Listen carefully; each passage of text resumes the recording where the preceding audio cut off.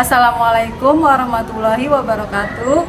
Yang saya hormati Bapak Ibu dosen penguji ujian kinerja PPG periode 2 tahun 2023. Perkenalkan, nama saya Nur Komaria. Saya mengajar di SMK Kesehatan Ashifa sekaligus sebagai mahasiswa PPG dalam jabatan kategori 1 gelombang 2 di LPTK Universitas Sriwijaya. Pada hari ini, tanggal 12 Juni 2023, saya melaksanakan ujian kinerja yang dilaksanakan di SMK Kesehatan Ashifa yang dibuktikan melalui koran hari ini. Adapun saya mengambil materi pelajaran mengenai sistem reproduksi bagian fertilisasi, materi kelas 10. Berikut ini video pembelajaran saya. Selamat menyaksikan. Assalamualaikum warahmatullahi wabarakatuh. Waalaikumsalam warahmatullahi wabarakatuh. Bagaimana kabarnya hari ini?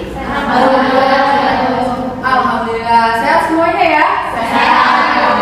Baik, sebelum kita mulai belajar, mari kita berdoa dulu ya, baca doa. Nah, sekarang Penny pimpin doa.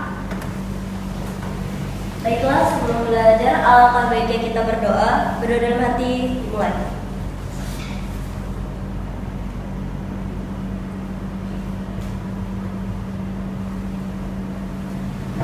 Berdoa selesai. Memberi salam. Assalamualaikum warahmatullahi wabarakatuh. Waalaikumsalam warahmatullahi wabarakatuh. Terima kasih Kenny sudah mengirim doa. Semoga hari ini pelajaran yang kita lakukan dimudahkan ya dalam menyerap ilmunya. Amin. Kemudian sebelum belajar, coba kalian cek dulu di bawah meja kalian ada sampah tidak? Kalau ada, tolong dibuang ke tempat sampah. Tidak ada ya? Iya Bu, sudah tiket semuanya ya. Nah kemudian Ibu cek kehadirannya dulu. Hari ini siapa yang tidak masuk? Ada yang tidak masuk kan temennya? Ada. Ya, alhamdulillah hadir semua ya. Oke, ya, terima kasih. Ya, sudah hadir semua. Nah, kemudian kita akan lanjutkan pembelajaran hari ini. Sebelumnya kan sudah Ibu jelaskan tentang sistem reproduksi ya, organ-organ reproduksi. Nah, sekarang kalian masih ingat tidak dengan gambar ini? Masih ya? Ya, ingat. Nah, organ reproduksi pria atau wanita? Pria. Ya, betul ya. Nah, di organ reproduksi pria ini, nah ada bagian-bagian dalam, bagian luar. Nah, bagian dalamnya itu ada ini gambar ini. Siapa yang masih ingat?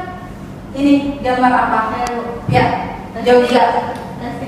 Ya, betul ya. Ini merupakan gambar testis. Ya, ingat semua ya.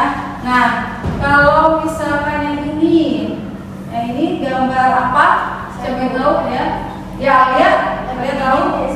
Ya, betul. Epididymis. Ya, ingat semua ya. Bagus. Nah, kalau ini organ reproduksi bagian dalam pada wanita. Ya. Pada wanita ada beberapa organ reproduksi bagian dalamnya. Di sini ada cervix, uterus, ya ada ovidum, ada ovarium. Nah, kalau bagian yang Ibu tunjuk ini disebut bagian apa? Siapa yang tahu? Saya Bu. Ovarium Bu. Ya betul, ovarium ya, Rahma ya. Nah, bagus. Kemudian di sini ada uterus. Siapa yang tahu fungsi dari uterus? Saya Bu. Ya, apa ini? Uterus itu adalah tempat perkembangan embrio. Ya, bagus, betul ya. Uterus adalah tempat perkembangan embrio. Nah, jadi itu adalah organ-organ bagian dalam reproduksi pada pria dan wanita. Ya. Nah, kemudian di sini ada gambar apa? Sperma. Ada sperma, ada gambar sel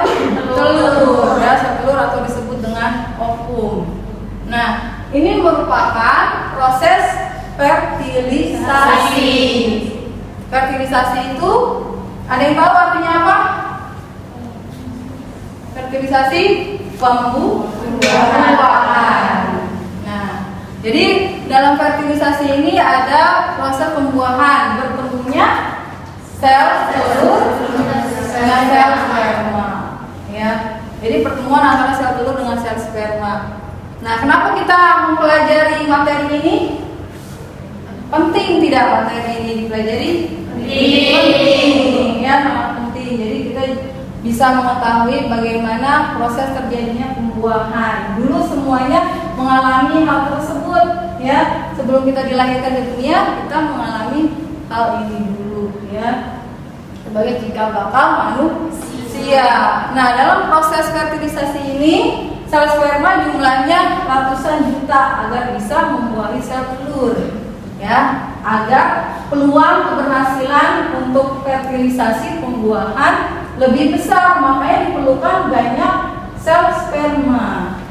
Nah, tapi hanya satu yang bisa masuk ke dalam sel telur, hanya satu, yang lainnya akan mati.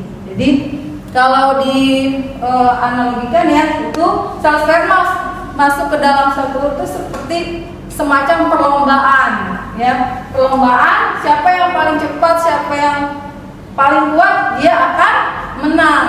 Dia akan bisa mencapai sel telur. Seperti itu, ya. Nah, kalian ini dulunya kan dari proses tersebut dulu, ya. Nah, berarti kalian adalah sang juara, winner, ya, karena kalian yang terbaik, gitu ya. Karena yang terbaik, sperma yang terbaik, yang tercepat, yang bisa memasuki sel telur, ya, gitu. Kemudian kita pretest dulu, ya, pretest dulu untuk mengetahui sejauh mana nantinya pengetahuan kalian tentang materi fertilisasi, ya. Nah, ibu share di linknya, ya, di grup kelas kita, ya. Oke, sudah ibu share. Ibu cek dulu ya hasil pretestnya. Ya, di sini ada masih beberapa siswa yang belum, ya, belum di atas KKM, tidak apa-apa, nanti kita akan mempelajarinya, ya. Nah, di sini pertanyaannya itu tentang bagaimana kesulitan, ya, sel sperma, kesulitan apa saja ya yang ditempuh sel sperma, ya, menuju sel telur itu yang sulit, dan cari zat yang masuk ke dalam zona peroksida itu zat apa, ya, nanti kita pelajari. Jadi untuk zat yang masuk ke dalam zona peroksida itu ada enzim berupa enzim protease, ya, supaya bisa menembus sel telur, ya. Nah, tujuan pembelajaran hari ini, ya, jadi tujuan belajar hari ini melalui nanti diskusi kelompok dan kajian literatur peserta didik, ya, dapat mengetahui, dapat menjelaskan pengertian fertilisasi dengan benar, ya. Kemudian kedua, bisa menjelaskan proses ya, proses fertilisasi dengan benar, bagaimana prosesnya. Yang ketiga, kalian bisa menganalisis rintangan apa saja yang dialami oleh sel sperma ketika menuju sel telur dengan benar, ya. Dan skenario pembelajarannya nanti kalian perhatikan video baik-baik. Di situ ada permasalahan, ya, yang ditayangkan. Kemudian kalian perhatikan, lalu nanti ibu memberikan LKPD. LKPD ini lembar kerja, ya, yang kalian isi. Di situ ada pertanyaan-pertanyaan. Nah, kemudian di LKPD itu juga ada ringkasan materi, ya. Kalian bisa baca kajian literatur, boleh dari buku, ya, boleh dari situ juga. Nah, kemudian kalian jawab, kalian tulis jawabannya. Nah, dengan berdiskusi dengan teman kelompok kalian, ya, didiskusikan. Setelah dijawab, didiskusikan, dipresentasikan. Nah,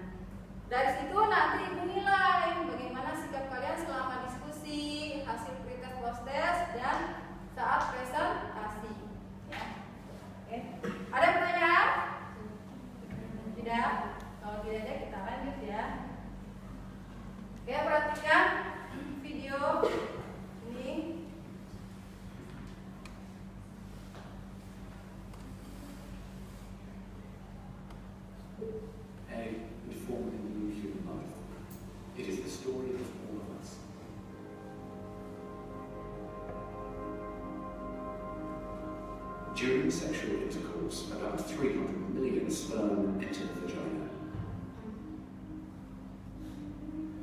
Soon afterward, millions of them will either flow out of the vagina or die in its acidic environment. However, many survive because of the protective elements provided in the fluids surrounding them. Next, the sperm must pass through the cervix and opening into the uterus. Usually, it remains tightly closed, but here the cervix is open for a few days while the woman ovulates. The sperm swim through the cervical mucus, which is thinned to a more watery consistency for easier passage. Once inside the cervix, the sperm continues swimming toward the uterus, though millions will die trying to. Mengenai video tadi yang kalian sudah perhatikan, yang kalian sudah tonton, ada pertanyaan? Ya, Penny, silakan. Pertama-tama perkenalkan, nama saya Penny Stenigrum. Saya mau bertanya, Bu. Jadi untuk sebagian sel-sel telur tersebut kan mati di dalam keasaman vagina kan? Iya, sperma itu mati dalam keasaman vagina. Untuk hal-hal yang lain itu bisa mati juga kan, Bu, di saat dalam perjalanan menuju ovarium itu. Nah, itu bisa apa aja, Bu? Penyebab dia mati yang mudah menyebabkan cuma satu saja yang berhasil masuk. Ya. Sibuk. Oke, ya, ada yang bisa menanggapi jawaban Penny? Ada yang tahu? Selain keasaman vagina tadi, ada juga yang terperangkap pada silia. Kemudian ada juga mati kelelahan, ada juga yang salah jalan, ya, seharusnya menuju sel telur, ini salah, ya, salah jalan ke bagian yang lain, ya. Ada juga yang dimakan oleh antibodi wanita karena dianggap zat asin, ya. Itu beberapa rintangan lainnya. Nah, jadi dari video ini ada ya beberapa rintangannya. Nah, coba diulang, siapa yang bisa, ya, rintangan apa saja tadi yang dihadapi. Ya, silakan. Ya, rintangan yang dilalui sperma itu asam vagina, mematikan sperma, kemudian mati kelelahan, antigodi wanita memakan sperma, kemudian salah jalan, kemudian ada perangkap silia pada saluran telur, lalu ada lapisan pelindung ovum. ya, betul, ya. Itu ya, bagus ya. Ya, tuh Penny sudah mengerti ini. Ngerti, Bu. Ya, bagus. Yang lain bagaimana? Mengerti? Ngerti, Bu. Ya. Kemudian sebenarnya berapa banyak nih sel sperma yang sebaiknya dikeluarkan oleh seorang pria agar pembuahan bisa terjadi, peluang yang lebih besar terjadi? Kira-kira berapa banyak?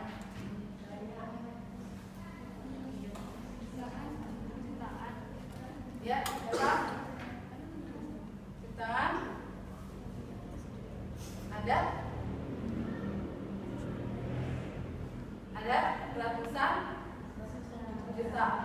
Ya, ratusan juta itu kurang lebih ada 15 juta sampai 200 juta sel sperma, ya. Nah, kemudian di bagian reproduksi, bagian dalam wanita yang mana sih tempat terjadinya fertilisasi? Ya. Bagian mana? Uterus. Uterus kah? Ada yang lain? Di mana? Bagian mana? Bagian mana di organ reproduksi wanita?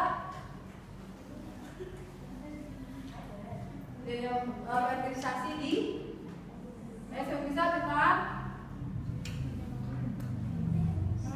Yauza? Ada dia? Lupa. Ya, Alia? Iya, betul, Alia di ovi. Tuh, ya, Alia ingat di oviduk ya, jadi di oviduk atau nama lainnya tuba.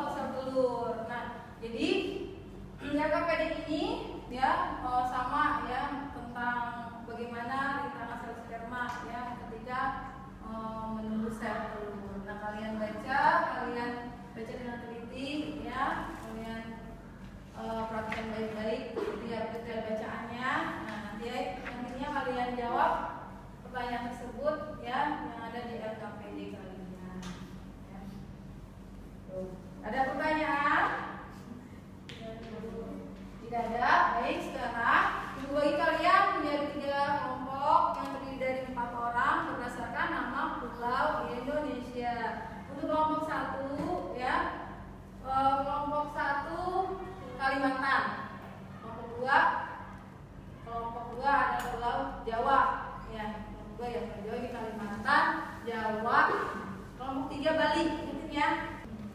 Baik, Ibu bagikan LKPD-nya ya. LKPD-nya.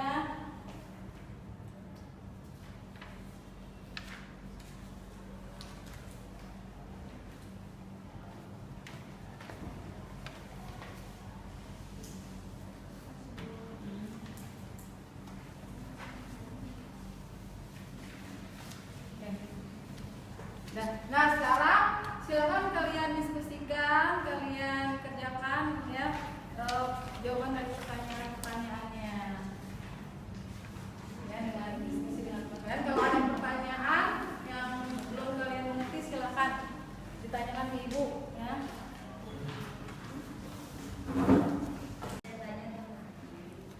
Baik, ada yang mau ditanyakan mengenai AKPD-nya? Saya mau nanya Bu, Ya. ini nanti pas kita presentasi ini Ini ininya dibaca atau enggak Bu? Dulu saya ini aja ya, presentasinya ini sama jawabannya ya. Iya Bu, makasih Bu. Kerjakan ya, didiskusikan ya, diskusi.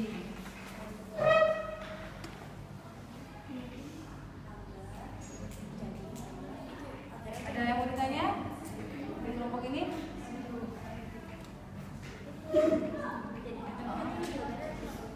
Iya, jawabannya nanti kamu presentasikan, pertanyaan kamu jawabannya presentasikan ke teman-teman. Jadi jawabannya kita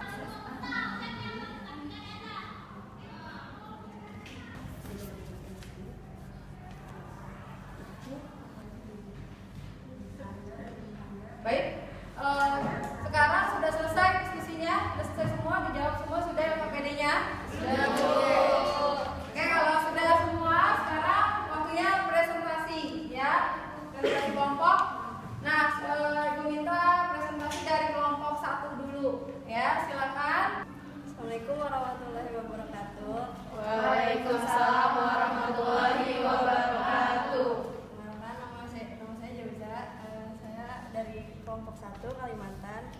Saya akan membacakan hasil presentasi kelompok saya. Yang pertama, berdasarkan video yang ditayangkan guru dan kajian literatur, bagaimanakah proses fertilisasi? Jawabannya, proses fertilisasi terjadi jika sel sperma bersatu dengan sel telur, di mana terjadi peleburan inti sel sperma dan inti dari sel telur, kemudian terbentuklah zigot. Yang nomor 2, mengapa dalam fertilisasi hanya satu sel sperma yang bisa masuk ke dalam sel telur? Jelaskan. Karena jika sudah ada satu sel sperma yang masuk, maka sel telur akan membuat perlindungan agar sel sperma yang lain tidak masuk ke dalam sel telur. Sekian presentasi dari kelompok kami. Assalamualaikum warahmatullahi wabarakatuh. Baik, sekarang kita lanjut, kita dengarkan presentasi dari kelompok 2. Ya, silakan kelompok 2 mempresentasikannya. Assalamualaikum warahmatullahi wabarakatuh. Waalaikumsalam warahmatullahi wabarakatuh. Kami dari kelompok 2, yaitu kelompok Jawa, akan mempresentasikan hasil diskusi kami. Yang pertama, berdasarkan video yang ditayangkan guru dan kajian literatur, bagaimanakah proses fertilisasi? Proses fertilisasi terjadi jika sel sperma bersatu dengan sel telur, di mana terjadi peleburan inti sel sperma dan inti dari sel telur, kemudian terbentuk zigot. Yang kedua, mengapa dalam fertilisasi hanya satu sel sperma yang bisa masuk ke dalam sel telur? Jelaskan. Karena jika sudah ada satu sel sperma yang masuk, maka sel telur akan membuat perlindungan agar sel sperma yang lain tidak masuk ke dalam sel telur, sehingga bisa terbentuk zigot yang normal. Yang ketiga, jelaskan mengapa membutuhkan jutaan sel sperma untuk membuahi satu sel telur. Karena sperma akan melewati perjalanan yang sulit saat menuju sel telur dan banyak yang mati terkena keasaman vagina antibodi wanita. Jadi agar peluang pembuahan besar maka diperlukan.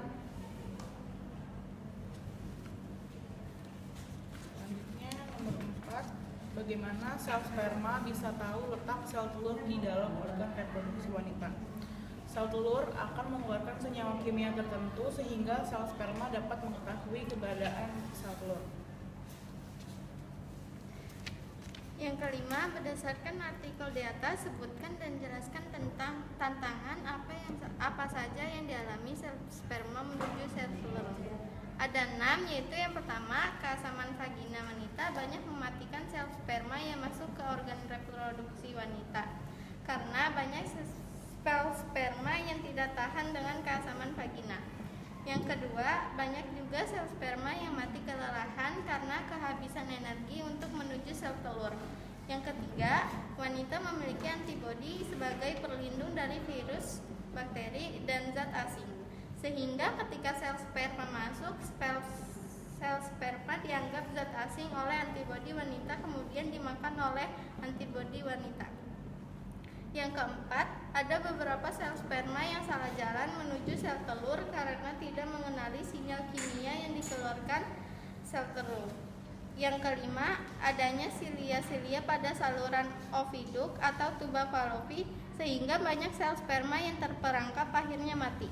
Yang terakhir, adanya lapisan pelindung sel telur dapat menghambat dan menyulitkan sel sperma yang akan memasuk ke dalam sel telur. Baik, sudah dari kelompok 2. Nah, dari kelompok lain apakah ada pertanyaan atau ingin menanggapi jawaban dari kelompok 2? Saya mau nanya, Bu. Ya, Jauza, ya silakan Jauza bertanya ke kelompok 2.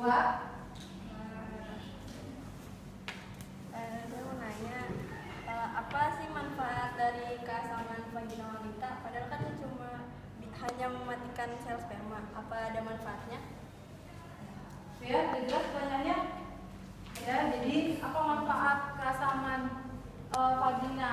Ya, sedangkan keasaman vagina itu padahal bisa mematikan sel sperma. Sebenarnya apa manfaatnya? Saya akan menjawab pertanyaan dari Zawida. Selain keasaman vagina dapat mematikan sel sperma, keasaman vagina sangat berguna untuk wanita menjaga organ reproduksi wanita dari virus, bakteri yang masuk ke organ reproduksi wanita. Cukup ya, jawabannya bisa dipahami? Bisa, Bu. Ya. Jadi manfaat keasaman vagina ini sangat penting karena bisa melindungi organ reproduksi wanita dari virus dan bakteri yang kemungkinan masuk ke dalam organ reproduksi wanita. Jadi itu manfaatnya ya, jadi sangat penting.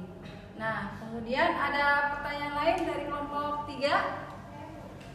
Ya, Sofi, silakan. Perkenalkan nama saya Siti Sofiatul dari kelompok Bali. Saya akan bertanya, berapa lama biasanya proses pembuahan bisa terjadi? Silakan kelompok 2, berapa lama proses pembuahan biasanya terjadi setelah hubungan intim? Ya, saya akan menjelaskan pertanyaan yang diberikan. Pembuahan bisa terjadi dalam waktu beberapa jam atau beberapa hari setelah wanita selesai berhubungan intim. Seorang wanita dapat dikatakan hamil saat pembuahan berhasil terjadi ditandai dengan tidak mengalami menstruasi. Jadi seperti itu ya. Ada yang mau menanggapi jawaban temannya? Udah mengerti semua? Mengerti? Ya, jadi itu ya. Jadi fertilisasi terjadi kurang lebih 24 jam setelah berhubungan intim ya. Itu atau bisa juga beberapa hari, tapi nggak lama, biasanya kurang lebih 24 jam ya. Dan ketika seseorang wanita hamil ya, proses pembuahan berhasil, maka wanita tidak mengalami menstruasi gitu ya. Jadi kalau tidak dibuahi akan mengalami menstruasi, tapi kalau dibuahi ya tidak mengalami menstruasi seperti itu ya. Paham? Paham. Oke, baik ya. Kemudian ada pertanyaan lagi? Kemudian saya buat. Ya, silakan. Perkenalkan, saya Fatih Zulfiatia dari kelompok 1 ingin menanya untuk kelompok 2. Pertanyaannya, kemanakah perginya sel-sel sperma yang telah mati? Ya, jadi kan banyak tadi ya sel sperma yang mati. Nah, itu kemana tuh sel sperma yang mati? Ya, silakan kelompok 2. Saya akan menjawab pertanyaan dari kelompok 1. kemanakah perginya sel-sel sperma yang telah mati. Sperma yang mati dianggap sebagai benda asing oleh sistem imun wanita. Dihancurkan lalu dibuang bersama sekret atau cairan vagina. Ya, betul ya. Jadi seperti itu ya. Jadi sel sperma yang sudah mati itu akan dibuang ya melalui sekret yang dikeluarkan oleh wanita, dan itu akan dimakan oleh antibodi wanita. Seperti itu ya. Oke. Sudah, sekarang kelompok 2 ya silakan menutup ya. Sekian presentasi dari kelompok kami. Kurang lebihnya mohon maaf. Wassalamualaikum warahmatullahi wabarakatuh. Waalaikumsalam warahmatullahi wabarakatuh. Oke, ya, pertama kita semua. Ya, baik. Tadi kan kalian sudah mendengarkan presentasi teman-temannya. Mungkin ada jawaban yang berbeda dari temannya, ada masukan dari temannya ya. Nah, kalian bisa perbaiki jawaban kalian sebelum LKPD-nya dikumpulkan. Nah, silakan diperbaiki LKPD-nya. Ya, silakan diperbaiki dulu. Ya, disempurnakan lagi jawabannya.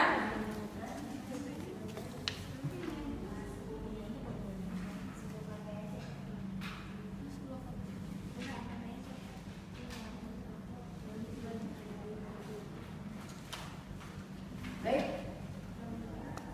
Sudah ya diperbaiki. Nah, kemudian jadi dari hasil diskusi kita tadi ya, jadi banyak sekali rintangan yang dialami oleh sel sperma untuk menuju sel telur ya. Nah, kemudian yang pertama tadi ada keasaman vagina ya, salah satunya, dan ternyata keasaman vagina itu ternyata sebagai pelindung ya untuk vagina, untuk wanita sendiri ya, untuk melindungi dari infeksi bakteri, virus. Dan kemudian bagaimana tadi ya supaya suami istri bisa cepat punya keturunan. Nah, itu bisa dilakukan saat masa subur.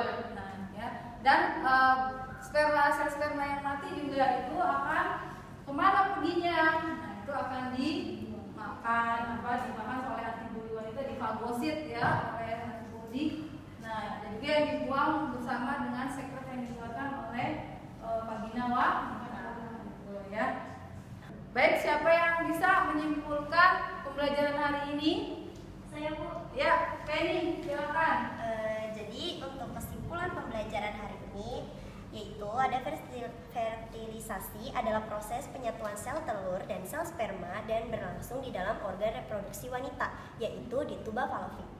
Yang kedua, ada proses fertilisasi, yaitu sel sperma akan menembus lapisan sel telur, corona radiata, dan zona pellucida. Kemudian terjadi penyatuan membran dan penyatuan inti sel telur dan sel sperma. Ya, bagus ya. Ini kesimpulannya itu ya. Tahan ya. Oke. Yang lain bagaimana, sudah mengerti pembelajaran hari ini?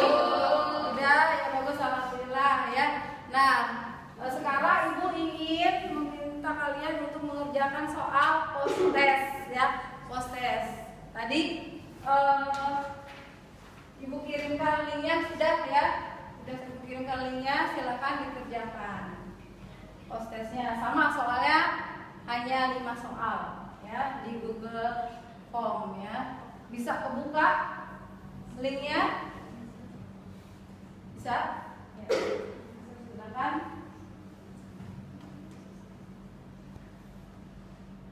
Baik, sudah semua menjawab post testnya?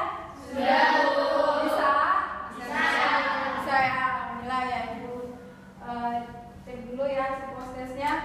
Ya, Ibu lihat sudah lebih baik ya dari yang pretest tadi, sudah ada perbaikan, sudah ada kemajuan, dan nilainya juga lebih banyak yang di atas KKM.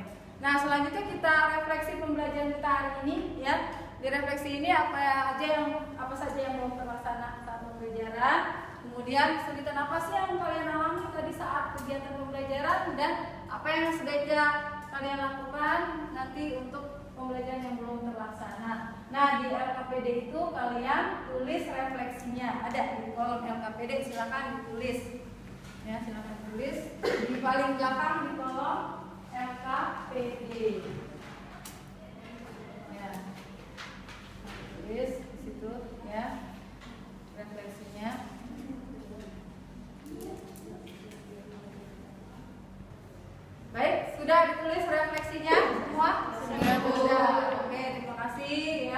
Nah, untuk pertemuan selanjutnya Ibu akan memberikan tugas kepada kalian. Kalian cari informasi mengenai tahapan menstruasi.